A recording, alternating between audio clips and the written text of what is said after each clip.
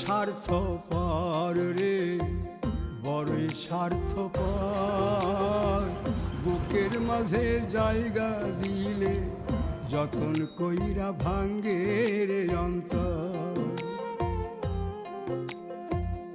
অচেনা এক জংলা পাখি যতন কইরা বুকে রাখছি, বুকের পাজর ভাঙ্গা সে যে সাজায় অন্যের ঘর রে, সাজায় অন্যের ঘর।